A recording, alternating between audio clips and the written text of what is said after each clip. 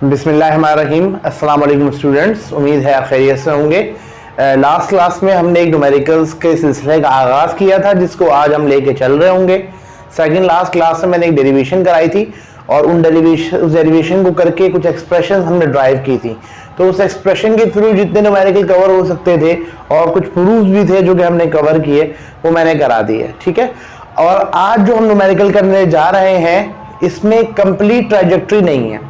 Last numericals की खूबी ये थी कि उसमें क्या हुआ था कि अगर मेरे पास यहाँ पर एक प्रोजेक्टाइल है, उसको हम v0 वेलोसिटी से प्रोजेक्ट कर रहे हैं, ठीक है, एंगल थीटा बना के हॉरिजॉन्टल एक्सिस से, तो अल्टीमेटली वो उसी हाइट को रीच कर रहा है, उसी पॉइंट को वो रीच कर रहा है, ठीक है, और इसी वेलोसिटी से वापस आगे स्ट्राइक कर रहा है। इस वेलोसिटी से गया था, उसी वेलोसिटी से आगे उसको स्ट्राइक कर रहा है।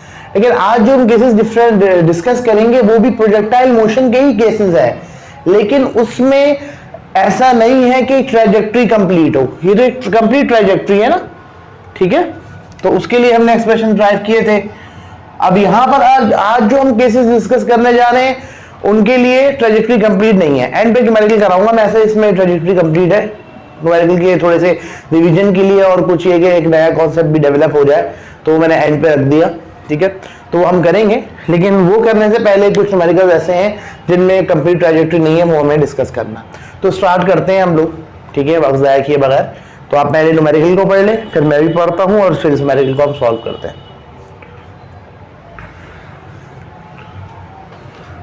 इस न्यूमेरिकल में कह रहे हैं कि a rescue helicopter drops a package of emergency ration to a stranded party on the ground. एक रेस्क्यू हेलीकॉप्टर है, ठीक है, वो हवा में मौजूद है। वो क्या करता है, एक package of emergency ration drop करता है एक पार्टी को जो कि ग्राउंड पे खड़ी हुई है। देखिए, होता ये है कि हमारे पास जो है वो जब ये वाले दौर आते हैं जिसमें सैलाब आते हैं और ज़लज़ले आते हैं तो इमरजेंसी नाफिज हो जाती है। तो उस सूरत में पाकिस्तान में भी यही होता है कि आपके पास फौज जो है वो क्या नाम है, अपना हेलीकॉप्टर्स के थ्रू राशन और ज़रूरत ज़िंदगी की जो चीज़ें होती है वो लोगों में तकसीम कर रही होती है। तो यही होता है, हेलीकॉप्टर से जो है ना वो ड्रॉप करके मुख्तलिफ जगहों पे ये चीज़ें पहुंचाई जाती हैं। तो यही कह रहे हैं कि एक इमरजेंसी की केस है, उसमें जो है वो एक राशन दिया जा रहा है एक पार्टी को जो कि ग्राउंड पे मौजूद है हेलीकॉप्टर के जरिए, ठीक है। ये बात क्लियर हो गई कि हेलीकॉप्टर से ग्राउंड पे एक पार्टी मौजूद है, हम उसको क्या दे रहे हैं, एक पैकेज दे रहे हैं, ठीक है।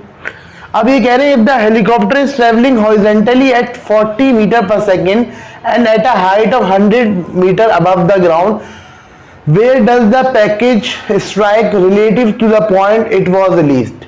अब यहाँ पर पूछ रहे हैं वो कि अगर हेलीकॉप्टर जो है, ये हेलीकॉप्टर है, वो कह रहे हैं कि वो ट्रैवल कर रहा है horizontally at 40 metre per second, यानी हॉरिजॉन्टली जा रहा है हेलीकॉप्टर 40 मीटर पर सेकेंड से।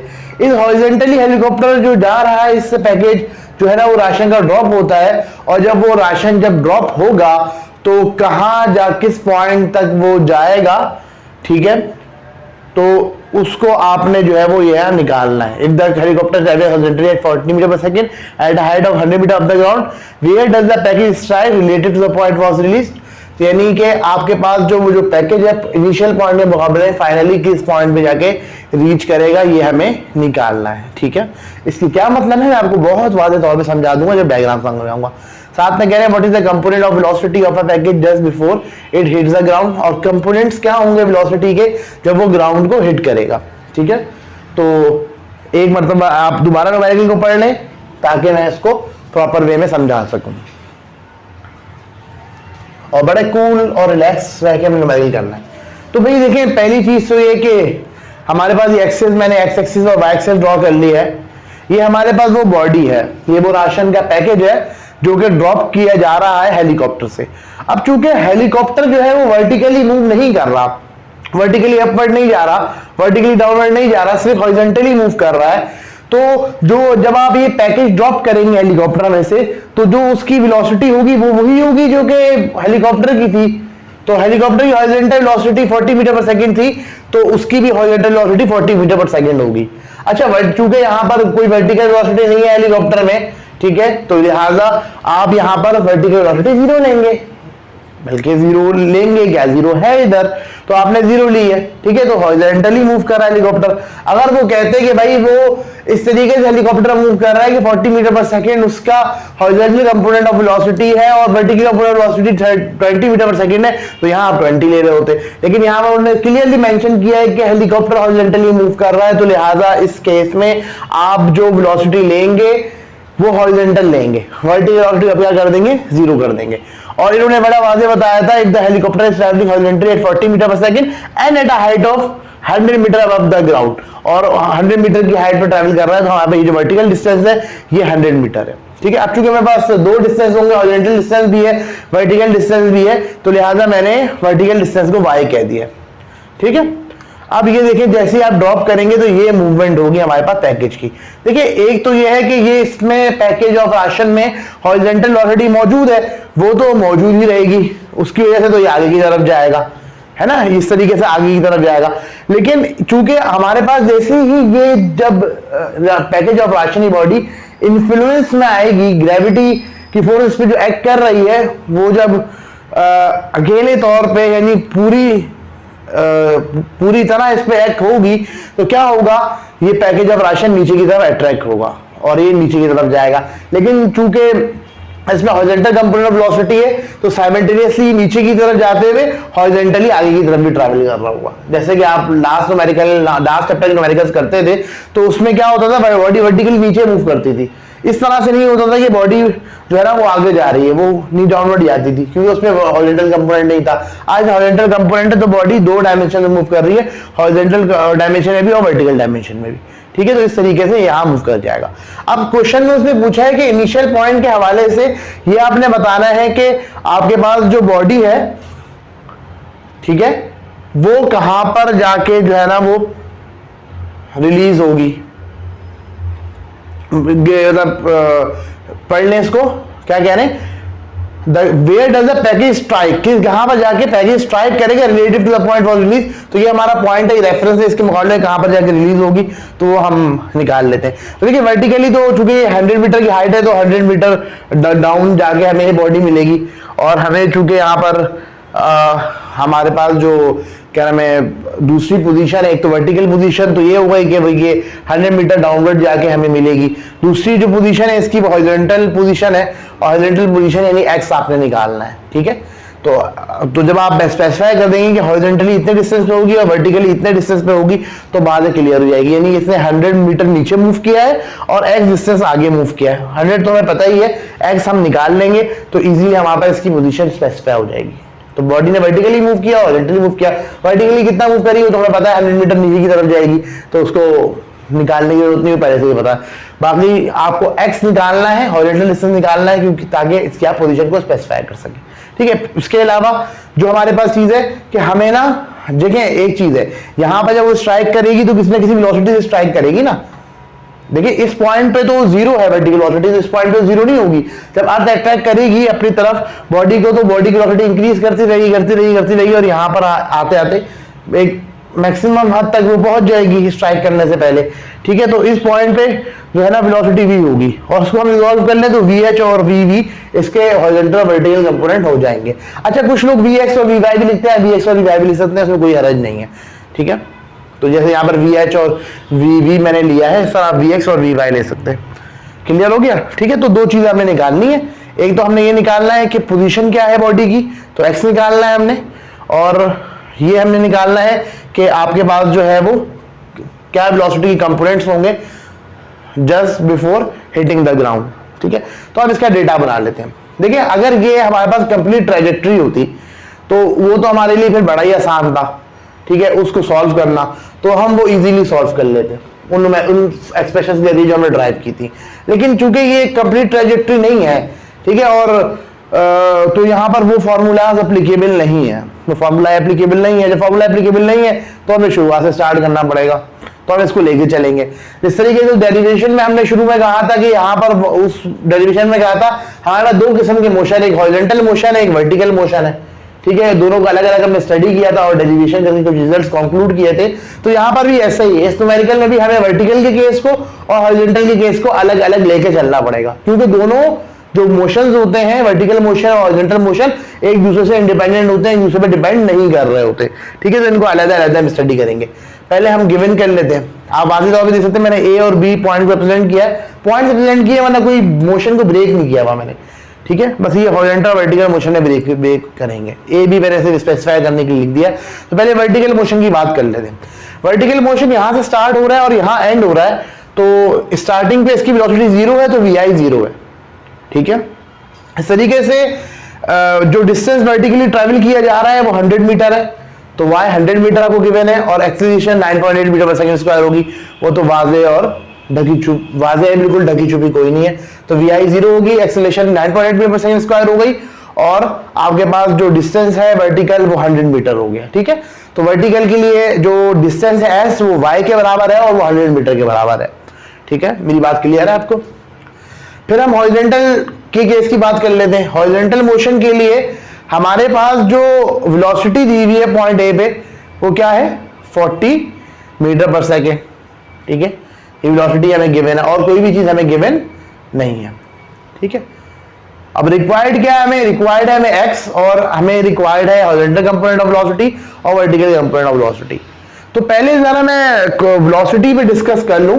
देखिए वर्टिकल कंपोनेंट वेलोसिटी शुरू में 0 था, वो आहिस्ता आहिस्ता बढ़ेगा और just before hitting the ground maximum हो जाएगा। ठीक है, तो वर्टिकल वेलोसिटी एट बी वो होगी जो कि फाइनल वेलोसिटी है vertical motion A to B की, वो हम किसी तरीके से कैलकुलेट कर लेंगे। ठीक है, उसमें मैं हम आते बाद में।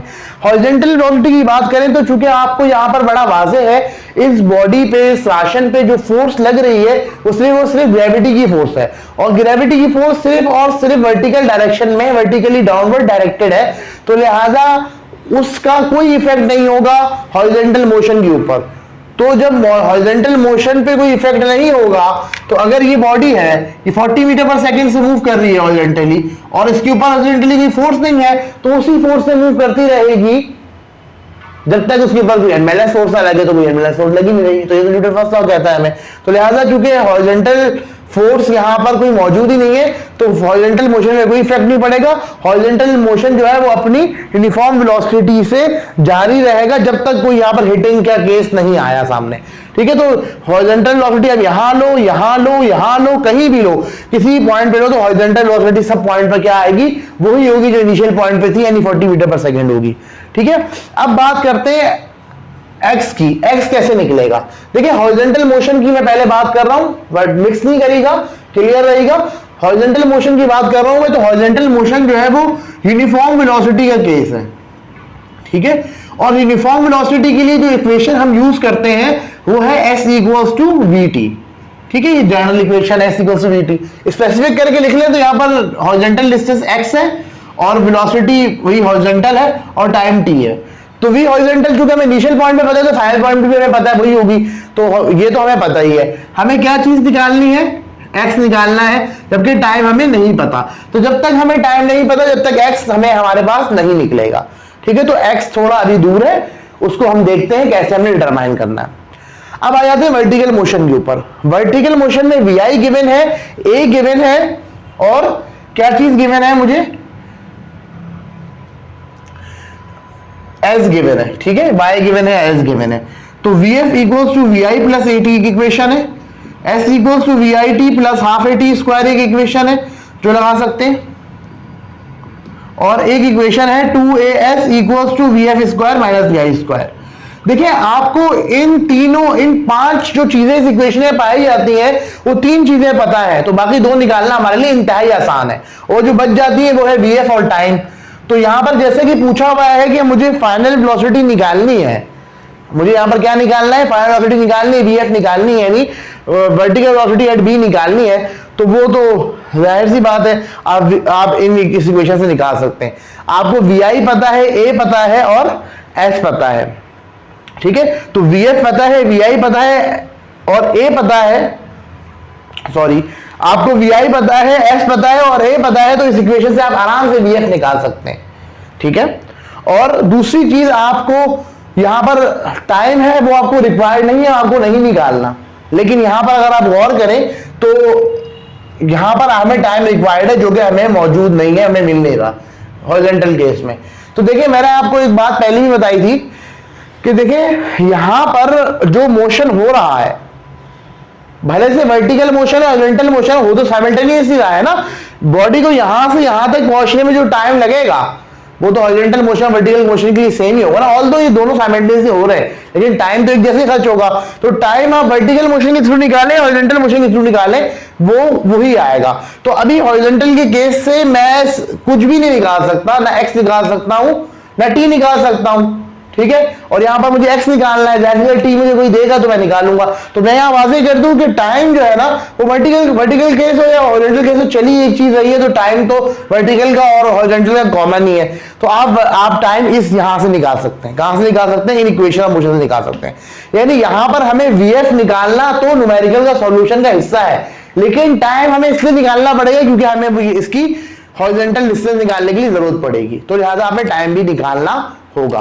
तो कैसे निकलेगा? बड़ा आसान है, इक्वेशन ऑफ मोशन आप लगा लें। ये आपको मैं 12 पढ़ाता आया हूं चैप्टर नंबर 3 में कि कैसे इक्वेशन लगती हैं, तो वो आपने सीख ली होंगी, नहीं सीखी तो देख लें। वर्टिकल मोशन कंसीडर कर रहे हैं, टाइम निकालना चाहते हैं, तो आपको वी पता है, ए पता है और एस पता है, तो ये सेकंड इक्वेशन ऑफ मोशन काम की है। क्योंकि देखिए फर्स्ट इक्वेशन ऑफ मोशन लाएंगे तो वी भी नहीं पता मुझे, ठीक है, और टाइम भी नहीं पता मुझे, ठीक है, दो अननोन है, तो ये इक्वेशन हम नहीं लगा सकते। ये इक्वेशन हम लगा सकते हैं क्योंकि इसमें एस भी पता है, वी भी पता है और ए भी पता है, बचता टी है, तो टाइम यहां से आराम से निकल जाएगा। हमने वैल्यूज पुट करी, ठीक है, और यहां से टाइम निकाल लिया। अच्छा देखिए क्या किया, कुछ भी नहीं किया, एस की वैल्यू पुट करी, वी की वैल्यू पुट करी और ए की वैल्यू पुट करी, थोड़ा सा इसको सॉल्व कर लिया, तो यहां पर ये 100 रह गया, यहां पर ये 0 हो गया और ये 9.82 से डिवाइड हो गया 4.9 हो गया, ठीक है। इसको हमने सॉल्व कर लिया, तो टी स्क्वायर 20.408 आ गया। अब स्क्वायर रूट ले लें क्योंकि मुझे टाइम चाहिए, टी स्क्वायर नहीं चाहिए, स्क्वायर रूट लिया तो इसका स्क्वायर इसके स्क्वायर रूट से कैंसिल हो जाएगा, इसका स्क्वायर रूट लेंगे 4.51 आएगा और ये हमारा टाइम निकल के सामने आ गया, ठीक है। अब मुझे निकालना है फाइनल वेलोसिटी, तो फाइनल वेलोसिटी क्योंकि अगर टाइम आ गया तो इस इक्वेशन से भी चाहो निकाल लो, इस इक्वेशन से भी चाहे निकाल लो। अब वी भी पता है, ए भी पता है, पहले से पता था वी और ए, अब तो टाइम भी पता है, तो चाहे इससे वी एफ निकाल लो चाहे उससे वी एफ निकाल लो, ये आपकी अपनी मर्जी की बात है।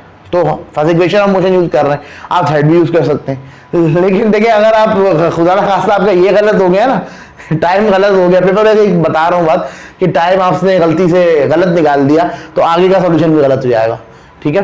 तो इसलिए कुछ लोग जो है इसको प्रेफर करते हैं, ठीक है।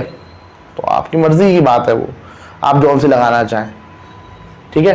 तो इसका सॉल्यूशन पिछले वाले पे डिपेंड कर रहा है। और अगर हम टाइम बाद में निकालते, हम पहले कहते नहीं मुझे तो भाई पहले जो है ना वो वीएफ निकालनी है, तो आप इससे वीएफ निकाल लेते, ठीक है। वीएफ निकालने के बाद फिर आप जो है वो टाइम निकाल लेते इस इक्वेशन से, ऐसी कोई वीआईटी से, तो ये आपकी मर्जी की बात थी, ठीक है। और ये भी हो सकता था कि आप यहां से वीएफ निकालते और फिर यहां से टाइम निकाल लेते, ये भी कर सकते थे आप, इसको निकालने की लगाने की जरूरत नहीं पड़ती। तो इक्वेशन है ना आपकी मर्जी, कैसे चाहे जैसे चाहे तो सॉल्व करें। अच्छा यहाँ पर क्या किया है मैंने, VF equal to V plus AT लिया है, तो यहाँ पर याद रखिएगा जब हम वर्टिकल मोशन की बात कर रहे हैं तो तमाम वेलोसिटी वर्टिकल की आएंगी, फाइनल वेलोसिटी वर्टिकल की आएगी, velocity at B, V velocity at A जो कि 0 है, सॉल्व कर लिया तो वी वर्टिकल एट बी निकल के सामने आ गई, ठीक है। अब हॉरिजॉन्टल मोशन कंसीडर करेंगे तो हमें हॉरिजॉन्टल डिस्टेंस निकालना है। पहली चीज तो हम हॉरिजॉन्टल वेलोसिटी कैलकुलेट कर लें, तो हॉरिजॉन्टल वेलोसिटी पॉइंट बी पे और वही होगी जो पॉइंट ए पे है, through out the motion same रहेगी, यूनिफॉर्म रहेगी, ठीक है। तो ये हमने देख लिया, बिल्कुल एक फॉर्मल तरीके से लिख लिया। आप डायरेक्ट भी लिख सकते थे कि V H at B equal to V H at A, या आप गिवन में ही लिख सकते थे, गिवन और डेटा के एक स्टेट पे ही लिख सकते थे, लेकिन मैं तमीज से इस तरीके से करके लिख दिया, वरना यहाँ पर जरूरी नहीं है इतना कि यही लिखे, आप डेटा में ही लिख सकते हैं कि V H at A equals to V H at B जो कि गिवन है 40 मीटर पर second, V H at A 40 metre पर सेकंड गिवन है ना, तो आप डेटा में ये लिख सकते हैं। तो लेकिन मैंने पुर्तुकल्लस तरीके से इसको यहाँ पर लिखा है, ठीक है। इसके बाद आ जाए आप एक्स कैलकुलेट करना है, एस को तो वी टी लगा ली, ठीक है, एस या एक्स आ गया, वेलोसिटी की जगह 40 आ गया और टाइम आपने वर्टिकल मोशन से कैलकुलेट किया था, इस तरीके से एक्स वहां पर निकल गया, ठीक है। तो स्टूडेंट्स मैं आपको यहां पर सबसे इंपॉर्टेंट बात बताऊं कि देखो कैलकुलेशन जो होती है ना वो तो वैल्यूज को डिटरमाइन करने का एक स्टेप है। असल न्यूमेरिकल जो सॉल्व होता है वो सॉल्व होता है आपके पास डेटा और फॉर्मूला की स्टेज पे आप डेटा प्रॉपर्ली सही तरीके से मुरतब कर लें, क्वेश्चन को देख के बड़े ध्यान के साथ, उसके बाद ये जान लें कि कौन से फार्मूले लगाने हैं इसके ऊपर अपने माइंड में लगा के। और अगर आपको जो सारा फार्मूले ज्यादा माइंड में नहीं आ रहे तो एक तरफ लिख लें, आपको पता लग जाएगा क्या फार्मूले लगाने हैं। तो फार्मूले खुद ब खुद बता रहे होते हैं यहाँ पर, जैसे कि मैंने शुरू में बताया कि आपको बीएफ इससे निकल सकती है, ठीक है, और फिर उसके बाद क्या कहा मैंने, फिर हमने कहा टाइम यहाँ से निकल सकता है। तो ये भी होता था बीएफ यहाँ से निकालते फिर यहाँ से टाइम निकाल लेते, या आप ये भी कर सकते थे कि इसकी जरूरत ही नहीं, आपको इसको इस्तेमाल किया और इसको इस्तेमाल किया। तो ये आपको ऊपर डिपेंड कर रहा होता है कैसे आपको सॉल्यूशन करना है। तो this is the thing which will develop by practice. तो प्रैक्टिस इतनी करेंगे उतना अच्छा होगा। अब इसी तरह के न्यूमेरिकल्स हम देख लेते हैं आगे, ठीक है। A ball is thrown in a horizontal direction from a height of 10 metre with a velocity of 21 metre per second. एक बॉल है जो कि हॉरिजॉन्टल डायरेक्शन में थ्रो की गई है 10 मीटर की हाइट से, किस वेलोसिटी से, 21 मीटर पर सेकेंड से, ठीक है। तो इस तरीके से इसका मोशन होगा, ठीक है। वही न्यूमेरिकल है, बस थोड़ा सा डिफरेंट अंदाज से, मतलब वर्डिंग न्यूमेरिकल की अलग है। How far it will hit the ground from its initial position on the ground and with which velocity. तो किस वेलोसिटी से ये हिट करेगी ग्राउंड को और किस पोजीशन पे जाके हिट करेगी, कि मतलब कितना दूर जाके अपनी इनिशियल पोजीशन से हिट करेगी। तो लास्ट जैसा न्यूमेरिकल है। तो दोबारा एक अपनी इस न्यूमेरिकल को मैं पढ़ता हूँ, ठीक है, तर्जुमा करता हूँ कि हमारे पास यहाँ पर एक बॉल थी जो कि हॉरिजॉन्टल डायरेक्शन में 21 मीटर पर सेकंड की स्पीड से फेंकी गई, ठीक है। तो वर्टिकल वेलोसिटी 0 हो गई, हॉरिजॉन्टल वेलोसिटी 21 मीटर पर सेकंड। अब ये जो बॉल है जब ये ग्रेविटी की इन्फ्लुएंस में आएगी तो ये आगे की तरफ तो मूव करती रहेगी 21 मीटर पर सेकंड से, लेकिन साथ ही चूंकि फोर्स ऑफ ग्रेविटी इसको अट्रैक्ट करेगी नीचे की तरफ, तो लिहाजा ये नीचे की तरफ आना शुरू होगी और इसकी वेलोसिटी बढ़ती आएगी, वर्टिकल वेलोसिटी बढ़ती आएगी और फिर आके ग्राउंड से हिट कर दी जाएगी, ठीक है। अब ये पूछते हैं कि आपके पास जो है ना स्टार्टिंग पॉइंट के मुकाबले में कितना दूर जाके ये ग्राउंड को हिट करेगी, ये निकालें, ठीक है। तो आपने एक्स निकालना है। और दूसरा ये पूछते हैं किस वेलोसिटी से हिट करेगी। तो आपसे यहाँ पर ये हॉरिजॉन्टल कंपोनेंट है, वर्टिकल कंपोनेंट नहीं पूछ रहे बल्कि वेलोसिटी पूछ रहे, ठीक है। अब यहाँ पर मैं थोड़ा सा आपको बता दूं कि अगर हम ड्रॉ कर लेते हैं, ये वी हॉरिजॉन्टल है, ठीक है, और ये वी वर्टिकल है, ठीक है। तो बजाय ये कि यहां पर आने के एक काम करता हूं, सही है, तो ऐसे कर लेता हूं, मैं इनको ऐड कर लेता हूं, ठीक है। ऐड करने के लिए मैं ये कर लेता हूं कि ये मैंने हॉरिजॉन्टल ड्रॉ कर लिया, वी हॉरिजॉन्टल है, ठीक है, ये भी वर्टिकल ड्रॉ कर लिया। वेक्टर ना ऐसे ही होता है ना, हेड टू टेल मेथड पढ़ा है आपने मैट्रिक में, नहीं पढ़ा तो बताए। तो उसमें होता क्या है कि हम सेकंड वेक्टर को वेक्टर्स की एडिशन के लिए करते हैं कि हम सेकंड वेक्टर की टेल को फर्स्ट वेक्टर के हेड पे रख देते हैं, जैसे कि मैंने रख दिया। फिर क्या करते हैं, फर्स्ट वेक्टर की जो टेल होती है उससे लास्ट वेक्टर के हेड को मिला लेते हैं। इस तरीके से ये राइट एंगल ट्राइंगल बन गया। और राइट एंगल ट्राइंगल में अगर मैग्नीट्यूड की बात करें तो ये हाइपोटेन्यूस है। एक ओवरव्यू दे रहा हूं आपको ना, ये मैं बाद में पढ़ा दूंगा। ये हाइपोटेन्यूस है, ठीक है। इनमें से एक जो है वो ये बेस है, इसको बेस कह लें, इसको परपेंडिकुलर कह लें। तो आपको पता है पाइथागोरस थ्योरम के जरिए हाइपोटेन्यूस का स्क्वायर जो होता है वो बेस के स्क्वायर प्लस परपेंडिकुलर के स्क्वायर के बराबर होता है, ठीक है। तो ये v है, v स्क्वायर है, बेस vh का स्क्वायर है और परपेंडिकुलर v का स्क्वायर है, ठीक है। स्क्वायर रूट लेंगे तो v आ जाएगा root vh square plus v vertical का स्क्वायर, ठीक है। तो ये एक फार्मूला है टोटल मतलब वेलोसिटी का निकालने की। तो मतलब कंपोनेंट के थ्रू अगर आपने वेलोसिटी निकालनी हो तो आप इस फार्मूले से निकाल सकते हैं। ये फार्मूला मैं बहुत डिटेल में समझाऊंगा बाद में, ठीक है। अभी तो सिर्फ आप इतना समझ लें कि राइट एंगल ट्राइंगल थ्रू हमने सॉल्यूशन किया हुआ। अभी ये यहाँ पर हिस्सा नहीं है हमारा हमारे टॉपिक का भी फिलहाल, तो इसको मैं डिटेल में डिस्कस नहीं कर रहा, ठीक है। नहीं तो फिर वीडियो बहुत लंबी हो जाएगी और थोड़ा सा आप उकता जाएंगे। तो अभी इसको हम रहने देते हैं, ठीक है, और फिर हम कभी इसको बहुत डिटेल में समझ लेंगे, ठीक है। लेकिन अगर कुछ थोड़ा सा आप समझना चाहते हैं तो ये देख लें, आप मैंने समझा दी है, वीडियो करके तो पीछे करके देख लें, इंटरेस्टेड है तो आपको समझ में आ जाएगी बात, ठीक है। रिपीट मैं नहीं कर रहा। तो वेलोसिटी पूछी थी, कोई मसला नहीं है, हमारे पास अगर कंपोनेंट हो तो हम टोटल वेलोसिटी निकाल लेते हैं, उसमें कोई टेंशन की बात नहीं है। उसके लिए फार्मूला हमारे पास होता है, ठीक है। तो पहले गिवन देख लेते हैं। गिवन में vi गिवन है, you have acceleration, you have vertical distance y, ठीक है। हॉरिजॉन्टल डिस्टेंस के लिए आपको सिर्फ वेलोसिटी पता है a के ऊपर, रिक्वायर्ड आपको x है और वेलोसिटी एट b है, ठीक है। अब वेलोसिटी एट b निकालने के लिए जाहिर है मुझे वर्टिकल हॉरिजॉन्टल वेलोसिटी भी चाहिए होगी, वर्टिकल वेलोसिटी भी b पे चाहिए होगी, फिर फार्मूला लगा के मैं निकाल रहा हूँ। थोड़ा सा तेज लेके जा रहा हूँ क्योंकि मैं पढ़ा चुका हूँ। अच्छा, ये इक्वेशन तो मोशन लगेंगी, ठीक है, तभी मेरे पास जो है ना वो फाइनल वेलोसिटी आएगी, वर्टिकल वेलोसिटी एट b आएगी और साथ में टाइम आएगा, वही टाइम और वेलोसिटी मैं यहां पुट कर लूंगा तो हॉरिजॉन्टल डिस्टेंस आ जाएगा।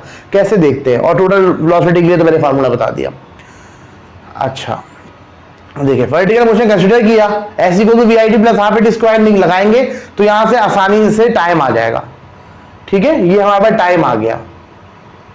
ठीक है, तो इसमें कुछ भी नहीं है, आसान सी बात है। कैसे लगेगी ये, कैसे डिसाइड होगा, तो मैंने तमाम इक्वेशंस को देखा, तो एक मतलब बता दूं मैं, तो मैंने कहा यहां पर मुझे टाइम तो रिक्वायर्ड है, ठीक है, फाइनल वेलोसिटी भी रिक्वायर्ड है, इनिशियल वेलोसिटी मुझे पता है, ए मुझे पता है। इस इक्वेशन में दो चीजें मुझे नहीं पता, तो एक इक्वेशन से एक ही चीज निकल सकती है, दो चीजें नहीं निकल सकती, इसलिए इक्वेशन नहीं लग सकती फिलहाल।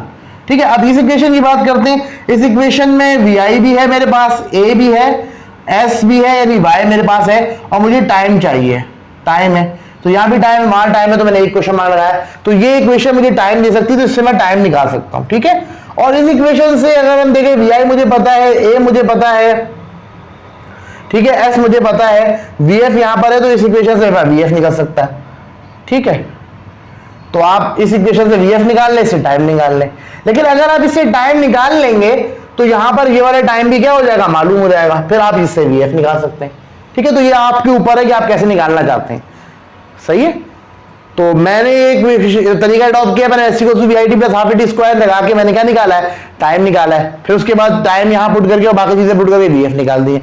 आप चाहे ये वाली इक्वेशन यूज ही ना करें, आप यहां से वी एफ निकालें और फिर वी एफ यहां पुट करके टाइम निकाल लें, पहले वी एफ निकाल लें फिर टाइम निकाल लें, तो इस इक्वेशन सॉल्व होती है आपस में, तो आप जैसे चाहें इनको सॉल्व कर सकते हैं। तो s equal to we I T plus half it square लगा के मैंने टाइम निकाल लिया। वो टाइम मैंने क्यों निकाला है, मैंने इसलिए निकाला है कि जब मैं हॉरिजॉन्टल मोशन कंसीडर करूंगा तो एक्स को निकालने के लिए मुझे वेलोसिटी भी चाहिए होगी हॉरिजॉन्टल, और टाइम भी चाहिए होगा। टाइम मुझे नहीं पता, और टाइम एक ऐसी चीज है जो वर्टिकल मोशन और हॉरिजॉन्टल मोशन में कॉमन है। तो वर्टिकल मोशन का टाइम अगर मैं हॉरिजॉन्टल मोशन में यूज कर लूंगा तो कोई का बात नहीं है, वही एक ही चीज बात है। ठीक है, लेकिन वहां की चीजें दूसरी चीजें वहां इस्तेमाल नहीं की जा सकती। टाइम तो एक कॉमन फैक्टर है, इसलिए इस्तेमाल हो सकता है। तो वेलोसिटी एट बी मुझे निकालना है। ठीक है, वर्टिकल वेलोसिटी एट बी, तो इस तरीके से मैंने कैलकुलेट कर ली फाइंड ऑफ टी के जरिए फॉर्मूले से। अब हॉरिजॉन्टल मोशन कंसीडर कर लिया, तो हॉरिजॉन्टल वेलोसिटी बी पे वही होगी जो ए पे है, 21 मीटर पर सेकंड। हॉरिजॉन्टल डिस्टेंस निकालना है, एक्स निकालना है मुझे, बट हॉरिजॉन्टल वेलोसिटी रख ली, टाइम रख लिया, तो एक्स मेरे पास आ गया।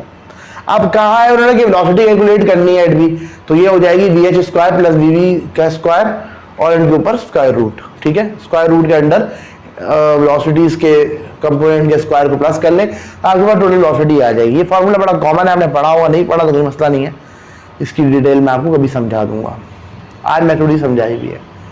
अब एक और न्यूमेरिकल आ गया। A projectile is fired with a velocity of 300 meter per second from the top of cliff 100 meter high. How long it will take to reach the ground? How far from the foot of the cliff it will strike the ground? कह रहे हैं कि एक projectile को fire किया गया है horizontal velocity से 300 मीटर पर सेकंड की वेलोसिटी से, यानी एक प्रोजेक्टाइल है उसको मैंने फायर किया है 300 मीटर पर सेकंड की वेलोसिटी से हॉरिजॉन्टली एक क्लिफ के ऊपर से, एक पहाड़ी के ऊपर से जो कि 100 मीटर हाई है। तो how long it will take to reach the ground, आज इन्होंने टाइम खुद से पूछ लिया कितना टाइम लगेगा उसको ग्राउंड पे रीच करने के लिए। How far from the foot of the Cliff it will strike the ground. ठीक है, तो ये समझ लें, ये हमारे पास जो है ना ये क्लिफ है, मैंने क्लिफ ड्रॉ नहीं किया, मैंने ऐसे ही वही वाली डायग्राम बना ली है। ठीक है, तो 300 मीटर पर सेकंड से हमने इसको जो है प्रोजेक्टाइल को फायर किया है। ठीक है, कितनी हाइट से, 100 मीटर की हाइट से।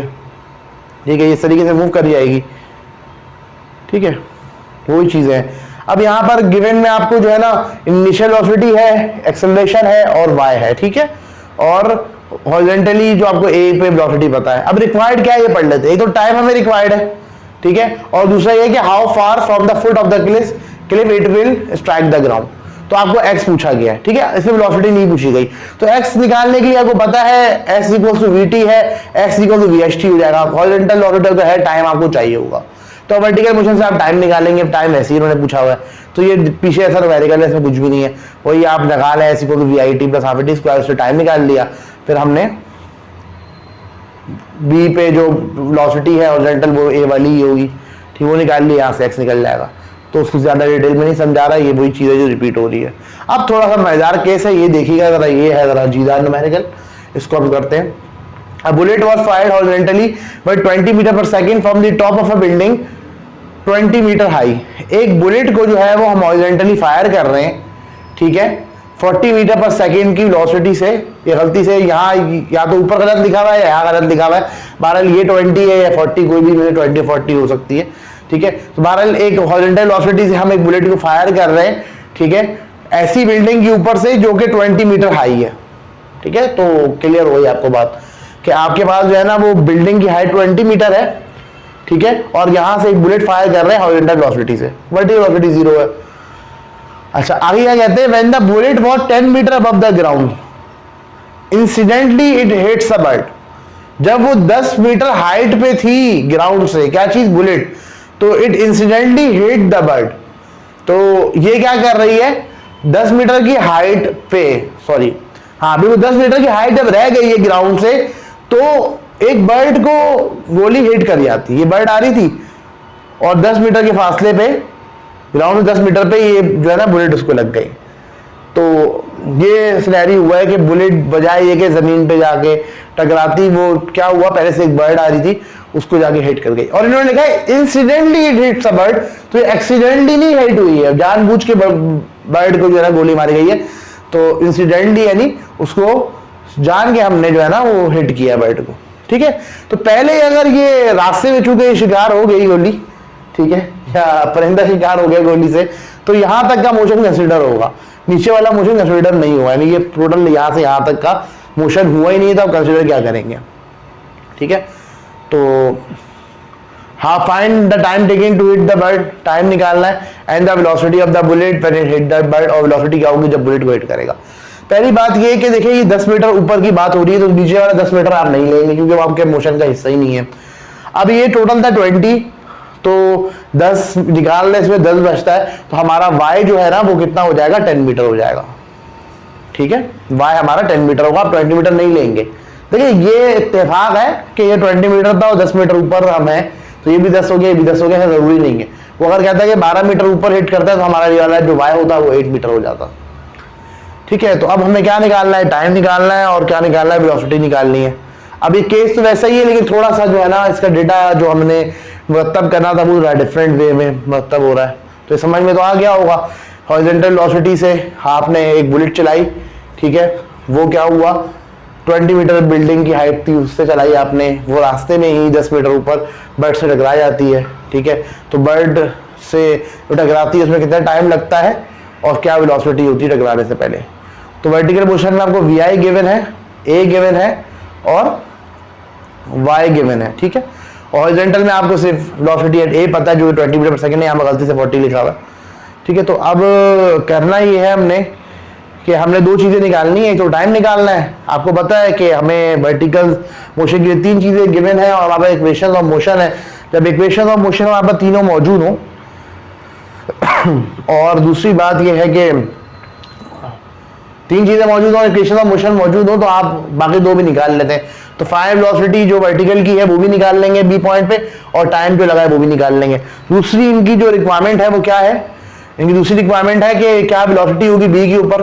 तो वर्टिकल वेलोसिटी आप वीएफ कैलकुलेट कर लें, वर्टिकल मोशन का तो वीएफ आप कैलकुलेट कर लेंगे तो वर्टिकल वेलोसिटी एट बी आ जाएगी।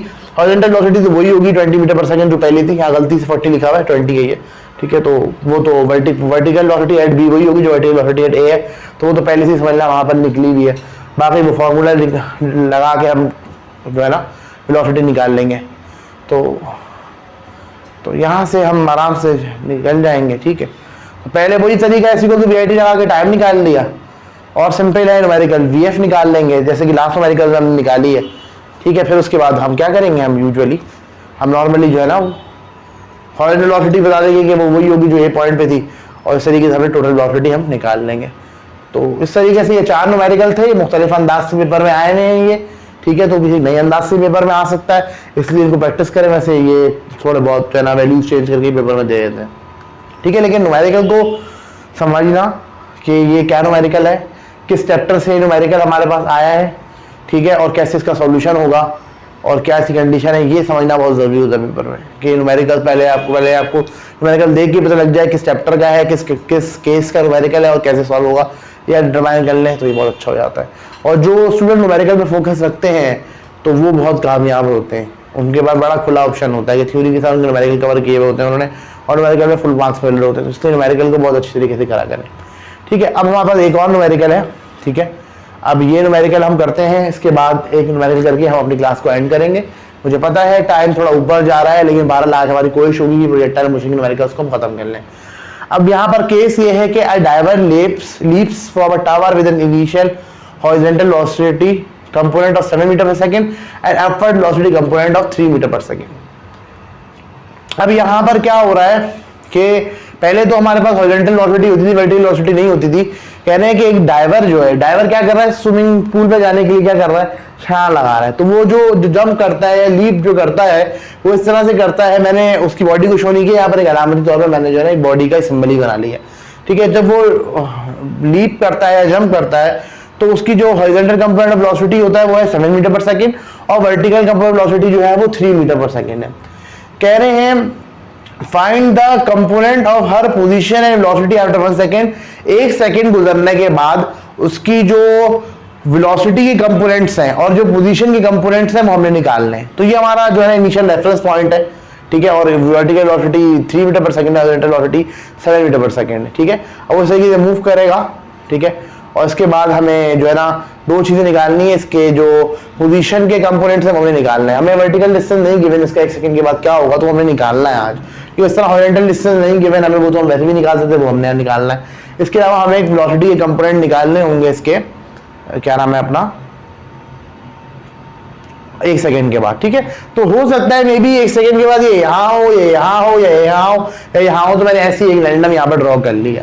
ठीक है, तो वो जब हमारी वैल्यूज आएंगी तो हमें खुद पता लग जाएगा कि बॉडी की पोजीशन क्या है।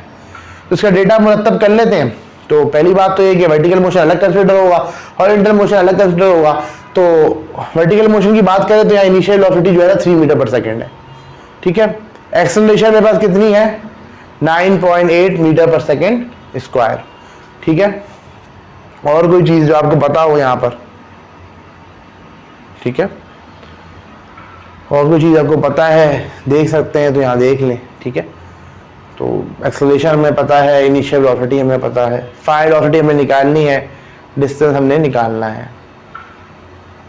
ठीक है, और हमें यहाँ पर टाइम पता है। पहले जो टाइम नहीं पता होता था हमें, वो आज हमें टाइम पता है। तो जैसे ही दो चीजें हमारे पास आ गई तो हम तो वर्टिकल मोशन की तीसरी चीज तलाश करते हैं। तो तीसरी चीज टाइम है 1 सेकंड, जो कि हमें मालूम है। ठीक है, अब आते हैं हॉरिजॉन्टल के डेटा के ऊपर। हॉरिजॉन्टल में तो आज वही चीज मालूम है जो हमेशा से मालूम होती है, वो है हमारी हॉरिजॉन्टल वेलोसिटी। तो हॉरिजॉन्टल वेलोसिटी हमें पता है वो कितनी है, वो है 7 मीटर पर सेकंड। तो वही हमारे पास 7 मीटर पर सेकंड पता है। अब रिक्वायर्ड क्या है हमें, एक्स, वाई और वी वर्टिकल और वी हॉरिजॉन्टल एट बी।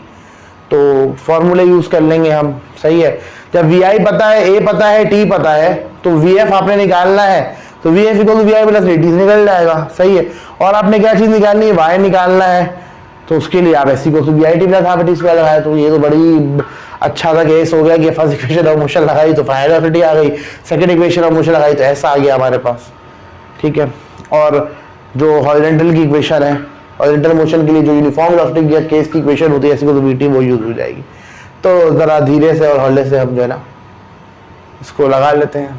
पहली बात ये कैलकुलेशन ऑफ वाई कर रहे हैं, मैं पोजीशन निकालना चाह रहा हूँ। तो s equal to we I T plus half a t square से मैंने पोजीशन निकाल ली। आप चाहें तो आप पहले टाइम निकाल लें, फर्क नहीं पड़ता। सॉरी, आप चाहे तो वेलोसिटी निकाल लें, मैंने पहले डिस्टेंस निकाल लिया वर्टिकल। अच्छा, वर्टिकल डिस्टेंस इन्होंने जो है ना दिया है -1.9 मीटर। देखिए 1.9 मीटर ट्रैवल करेगा, ये तो समझ में आ गया। माइनस का क्या मतलब है, देखिए आप यहाँ पर एक चीज को और करें, मैं जरा पीछे मूव कर रहा हूँ। यहाँ पर आपने जो वर्टिकल की मोशन की डायरेक्शन ली थी वो अपवर्ड ली थी। ठीक है, जो हमारी रेफरेंस होता है उसी से हम चेक कर रहे होते हैं। तो हमारी वर्टिकल की मोशन जो है, वर्टिकल की मोशन अपवर्ड मोशन था ना वर्टिकल वेलोसिटी का। तो लिहाजा बात सुनिएगा, तो लिहाजा यहाँ पर एक चीज सामने आ गई कि हमारे पास जो 1.9 मीटर डिस्टेंस है वो नीचे की तरफ ट्रैवल हुआ, बजाय कि ऊपर के बल्कि नीचे मूव किया। तो होगा ये कि ऊपर जाएगा फिर नीचे आएगा ना। तो 1 सेकंड के बाद बॉडी यहाँ पर नीचे पहुंच चुकी होगी। तो ये वाला जो डिस्टेंस है ना वो 1.9 मीटर है। माइनस शो कर रहा है कि वो नीचे गया है। ठीक है, क्योंकि हमने वेलोसिटी का ऊपर अपवर्ड लिया थी ना।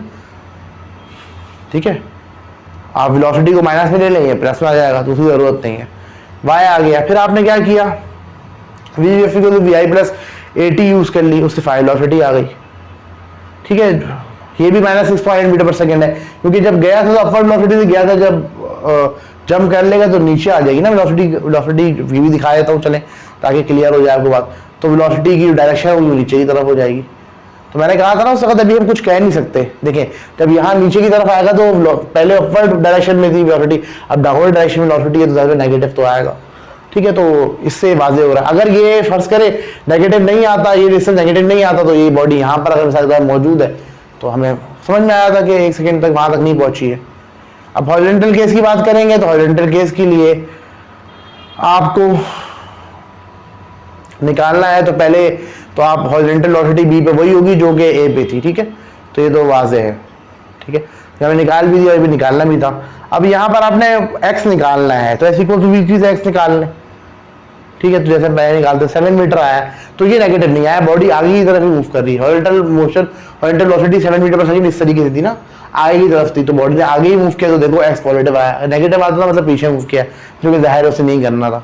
तो डायरेक्शन हमें बहुत बता देती है कैसे हमारे पास जो है ना चीज़ें आ रही हैं। तो वेक्टर की ये खसूसियत होती है कि उसका नेगेटिव जो होता है, माइनस जो वेलोसिटी होती है, वो माइनस जब आता है वेलोसिटी पे किसी भी क्वांटिटी में तो डायरेक्शन को इंडिकेट कर रहा होता है। ठीक है, तो बस अब आखिरी न्यूमेरिकल और इस तरीके से न्यूमेरिकल का सीक्वेंस हमारा जो है ना पूरा होगा।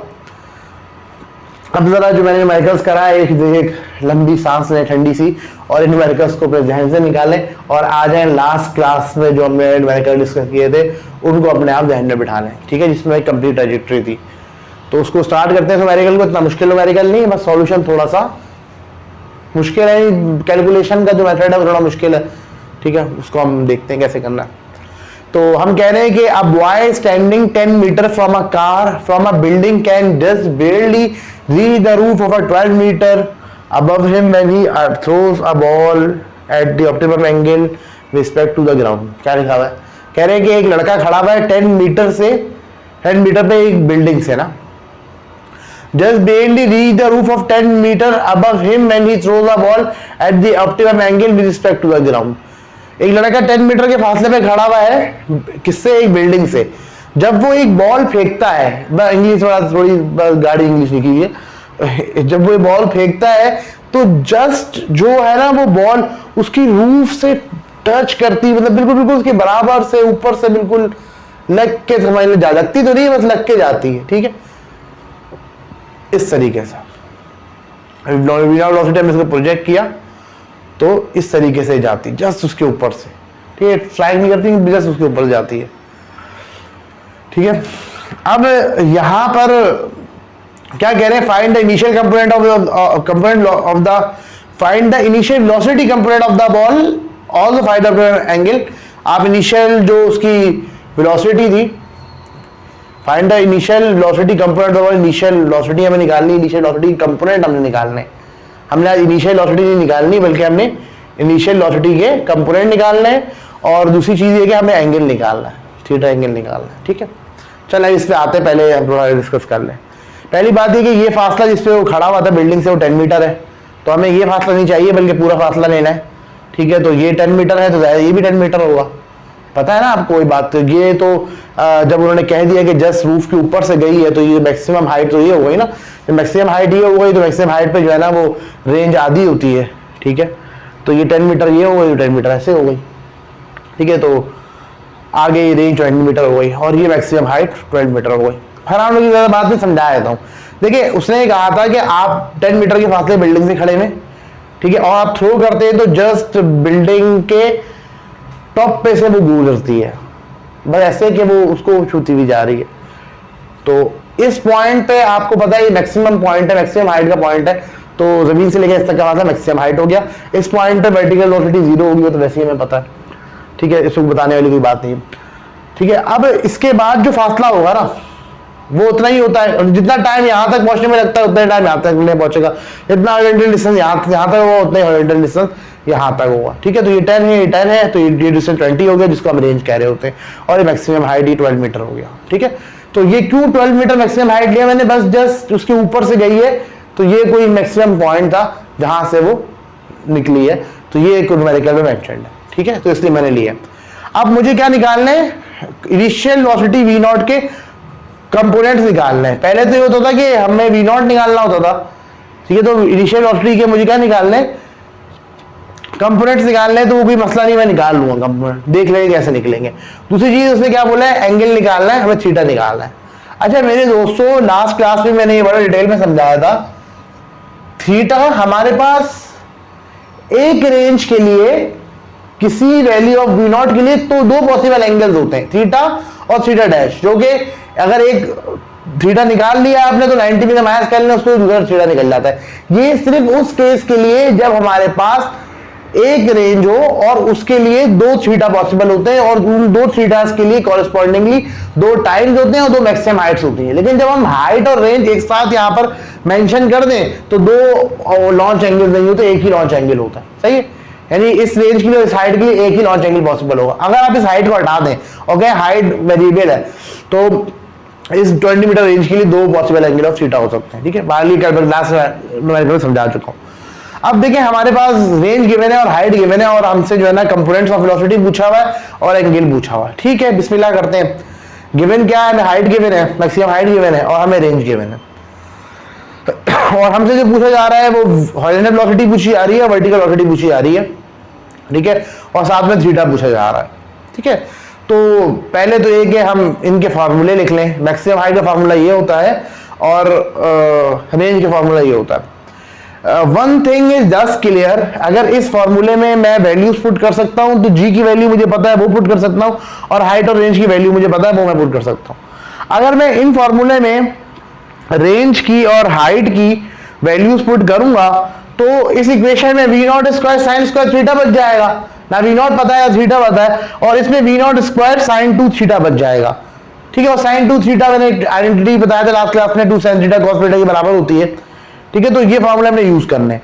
अब जैसे ही हम यहां पर वैल्यूज पुट करेंगे तो मेरे अजीज स्टूडेंट्स होगा ये कि हमारे पास जो है वो ट्रिग्नोमेट्रिक इक्वेशन बन जाएंगी। मेडिकल स्टूडेंट्स कह रहे होंगे ये क्या आजाद है कि अभी हमने स्टार्ट किया है ये फर्स्ट ईयर को, तो ये मैथमेटिक्स की हमारी जान नहीं छोड़ी, और ये मैथमेटिक्स इस लेवल की हमें नहीं पढ़ाई गई, मैट्रिक में पढ़ाई थी तो हम भूल गए।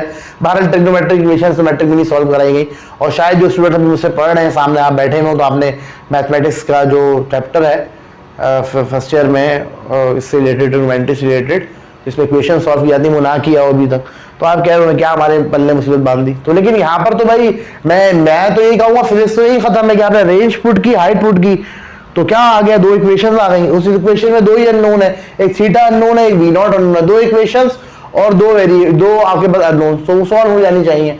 सॉल्व करना मैथ्स का कमाल है, लेकिन बहरहाल हम देखते हैं कैसे सॉल्व करना है। पहली चीज तो देखो, अगर आप रेंज का फॉर्मूला लगाओ ना तो यहां पर आपको पता है कि वी नॉट स्क्वायर और साइन 2 थीटा आ जाएगा। आप इसकी शक्ल देखते रहोगे या आपकी शक्ल दिखता रहेगा।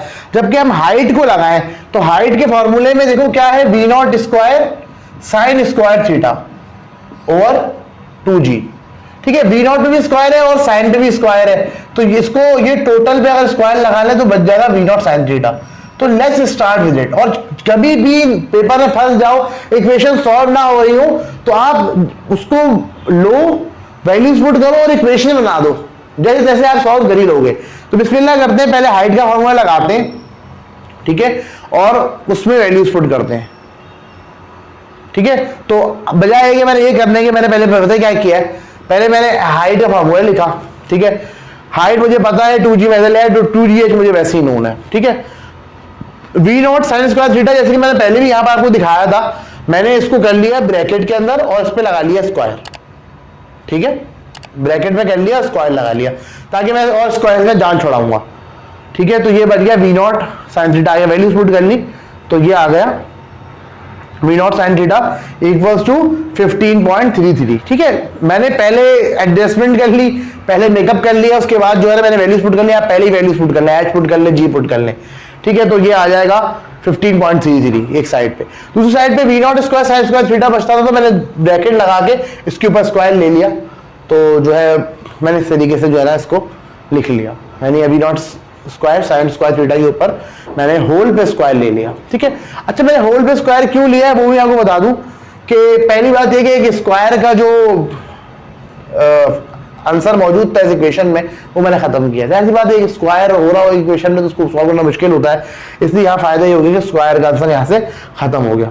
दूसरी बात, आपको पता है हमारे पास जो वर्टिकल वेलोसिटी होती है और हॉरिजॉन्टल वेलोसिटी होती है, अगर वेलोसिटी v नॉट है, एंगल थीटा है, तो वर्टिकल वेलोसिटी होगी v नॉट साइन थीटा और हॉरिजॉन्टल वेलोसिटी होगी v नॉट कॉस थीटा। तो आप वादे दे सकते हैं यहाँ पर v नॉट साइन थीटा का मतलब ये है हमारे पास वर्टिकल वेलोसिटी यहाँ पर निकल आई, तो यहाँ से मैंने निकाल ली। ठीक है, फिर हम बात करते हैं रेंज की। तो रेंज होती है v naught square sine 2 theta over g। तो यहाँ पर साइन 2 थीटा कुछ नहीं कर सकते, इसको 2 sign theta cos theta put कर लें। बहरहाल मैंने पुट कर लिया 2 साइन थीटा कॉस थीटा।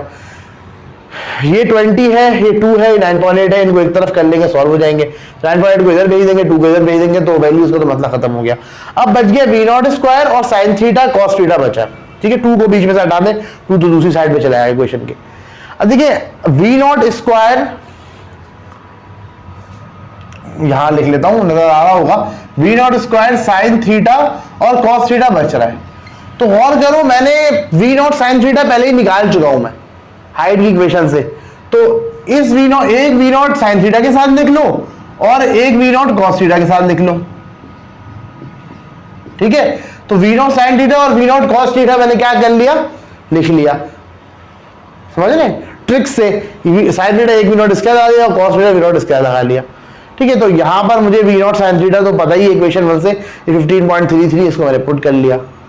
तो इस तरीके से मेरे पास क्या आ गया, v नॉट कॉस थीटा की वैल्यू आ गई और जो कि मुझे निकालनी थी। ठीक है, और यानी हमारे पास horizontal component of velocity 6.39 metre पर सेकंड आ गया। अब बचा है एंगल हमें निकालना है। तो आपके पास दो इक्वेशन है, एक कहती है v naught sine theta equal to 15.33, एक कहती है v naught cos theta equal to 6.39। तो अगर इन दो इक्वेशंस को मैं डिवाइड कर लूं, ये इक्वेशन है इक्वेशन 1, इसको डिवाइड कर लूं तो v नॉट और v नॉट क्या हो जाएगा, कैंसिल हो जाएगा। कैसे, मैं इक्वेशन को डिवाइड कर लिया तो v नॉट से v नॉट हो जाएगा कैंसिल, और साइन थीटा और कॉस थीटा होता है tan थीटा। ठीक है, इसको सॉल्व कर लेंगे तो थीटा की वैल्यू हमारे पास आ जाएगी। तो थोड़ा सा मैंने यहाँ पर न्यूमेरिकल को समझ के थोड़े ट्रिक से मैंने इसको सॉल्व कर लिया। ठीक है, बजाय ये कि मैं ट्रिग्नोमेट्री इक्वेशन सॉल्व करता, तो सॉल्व की है मैंने लेकिन मैंने ट्रिक से सॉल्व कर ली। तो जब हमने हाइट का फार्मूला लगाया था, देखिए अगर आप रेंज के फॉर्मूले लगा लेंगे ना तो you will and up here ना, 9.8 इधर मल्टीप्लाई कर ले या 2 इधर डिवाइड कर ले, फिर ये आ जाएगी शक्ल, इससे कुछ नहीं कर सकते। जब हाइट का फार्मूला लगाया था हमने तो लकीली उधर क्या हुआ था, लकीली उधर हमारा v नॉट साइन थीटा निकल गया था। देखिएगा जरा कैसे निकला था, थोड़ा मैं आपको एलिब्रेट कर दूं।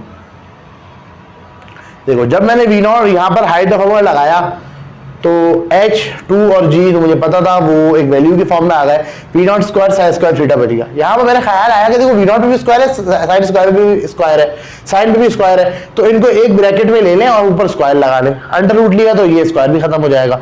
सॉल्व कर लिया तो v नॉट साइन थीटा आ गया जो कि वर्टिकल वेलोसिटी के बराबर है। ये एक बस मदद थी जो हमें यहाँ पर मिल गई और हमारे पास ये v नॉट साइन थीटा निकल गया हॉरिजॉन्टल कंपोनेंट निकालने के लिए। अब हम आगे बढ़ते रेंज का फार्मूला यूज किया, तो यहाँ पर थोड़ा सा साइन 2 थीटा को हमने ब्रेक किया, sine theta 2 sign theta cos theta में। ठीक है, इधर गौर किया तो हमें नजर आया कि भाई यहाँ पर 2 तो हटा दे, 9 पर हटा दे, 20 हटा दे, v नॉट स्क्वायर है, साइन है और कॉस है, v नॉट के साथ एक साइन थीटा लिख दिया, v नॉट कॉस थीटा लिख दिया। इससे फायदा ये कि v नॉट साइन थीटा मुझे पता है, उसको पुट कर लूंगा तो v नॉट कॉस थीटा आ जाएगा। ठीक है, जो कि हॉरिजॉन्टल वेलोसिटी है। फिर मैं क्या करूंगा, इन इक्वेशंस को डिवाइड कर लूंगा, एक v नॉट साइन थीटा है, एक v नॉट कॉस थीटा है, आप डिवाइड कर लो इनको तो यहां पर आपके पास एंगल निकल जाएगा। ठीक है, तो इस तरीके से मैंने सॉल्व कर लिया। अच्छा, यही एक मैथमेटिक्स का स्टूडेंट जो होता है जब वो कर रहा होता है न्यूमेरिकल को, तो अगर उसके पास इस केस में भी, रॉ केस में भी इक्वेशंस आती है ना कि जैसे उसने हाइट का फॉर्मूला लगाया, उसके पास आ गया कि some value is equals to v naught square sine square theta and some value is equals to, range का फॉर्मूला आया तो वो कहता है कि some value is equals to v naught square sine 2 theta. तो मैथमेटिक्स यूज करते हुए दो इक्वेशन आप सॉल्व कर सकते हैं। इस तरीके एक्स एंड वाई आप निकालते थे पहले, तो जो सॉल्व कर सकते हैं वो जब गौर करेगा, टेक्निक्स पे देखेगा तो वो समझ में आ जाएगा। बल्कि इधर ही आप एक चीज देख लें, आप वैल्यूज पुट करें और डिवाइड कर दें तो v नॉट स्क्वायर से कैंसिल हो रहा है, ठीक है, शायद में साइन स्क्वायर है, इसको खोल ले, sign to theta two sine theta cos theta कर ले, डिवाइड करके कॉल कर ले। तो जैसे तैसे आप करेंगे, हाथ पांव मारेंगे तो सॉल्यूशन निकल जाएगा। अच्छा, मैथमेटिक्स के स्टूडेंट को फर्स्ट ईयर में बहुत सारी चीजें इक्वेशन सॉल्व कराई जाती है तो मेच्योर हो जाता है, तो उसके लिए इक्वेशन सॉल्व करना मुश्किल नहीं रहता। या मेडिकल स्टूडेंट ऐसी बात है, कुछ ना कुछ हल तो निकालेंगे ना।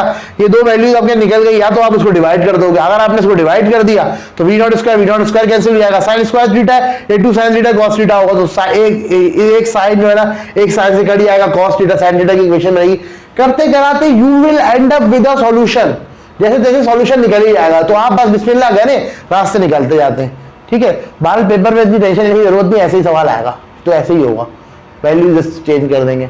तो आज की वीडियो बहुत लंबी हो गई, ठीक है, लेकिन बहुत अच्छे तरीके से आज मैंने आपको जो मुश्किल न्यूमेरिकल से वो कवर करा दिया। लास्ट क्लास भी लंबी थी, लेकिन उसमें आसान न्यूमेरिकल थे, थोड़ा सा उसमें लगा होगा मैं तेज मूव कर रहा हूँ तो थोड़ा कहीं समझने में मुश्किल हुई हो, लेकिन बहरहाल ये न्यूमेरिकल जरा थोड़े टिपिकल थे, समझने वाले थे, तो मैंने इसको जरा अच्छे तरीके से बहुत लंबा करके अच्छे तरीके से समझाया।